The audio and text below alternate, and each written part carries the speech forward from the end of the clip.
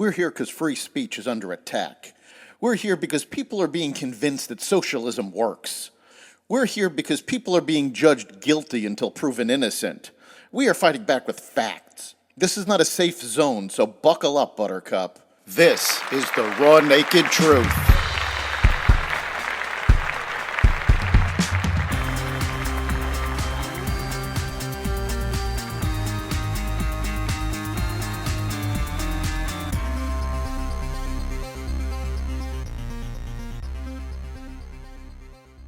Government funding, inflation, Middle East violence, and more. Welcome to the Raw Naked Truth. I'm your host, Eric Lopkin, and here's the news you need to know. The House of Representatives has passed a $460 billion bill to fund part of the federal government for the remainder of fiscal year 2024. As expected, more Democrats voted for the bill than Republicans, and it passed 339 to 85. The issue of how to fund the government has splintered the House's GOP's razor-thin majority for much of this congressional term, with Republican hardliners pressuring their conference to drift toward significant spending cuts and conservative policy riders that the Democrats who control the White House and Senate have called non-starters.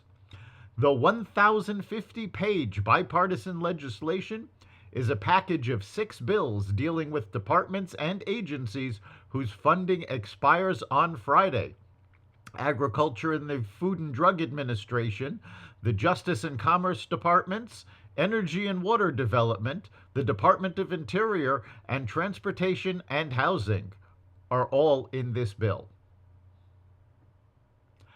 Iran-backed Houthi militants killed 3 crew members on a Barbados-flagged Liberian-owned commercial ship carrying steel from China to Saudi Arabia through the Gulf of Aden. Wednesday's missile strike on the MV True Confidence also wounded 4 members of the international crew from India, Vietnam, the Philippines, Nepal, and Sri Lanka. These were the first fatalities of the Yemeni militant group's months of attacks on ships in the Gulf of Aden and Red Sea, purportedly in support of embattled Palestinians. The reckless attacks by the Houthis have disrupted global trade and supply chains, and now they've killed international seafarers simply doing their jobs, according to the U.S. Central Command.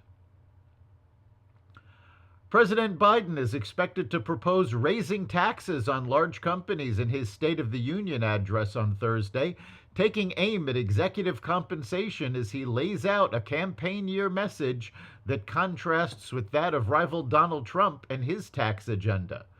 Biden's plan reprises many corporate tax ideas he has pitched since the 2020 campaign and failed to get through Congress, even when Democrats were in charge of both houses, such as raising the corporate tax rate to 28% and boosting taxes on U.S. companies' foreign profits. He is set to offer some new ideas on top of those as he runs for a second term. The additional proposals include raising a corporate minimum tax, which took effect this past year, to 21% from 15%. Biden will also call for imposing stiffer limits on companies' ability to deduct the wages of their highest-paid workers, according to White House officials.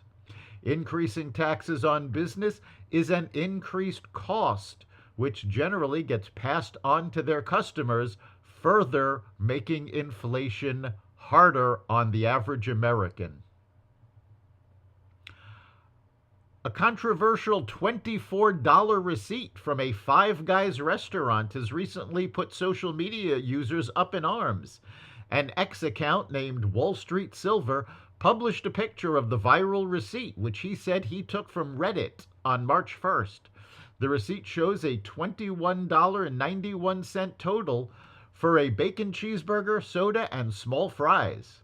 This is the latest fast food receipt to go viral, highlighting the rising prices seen across the country.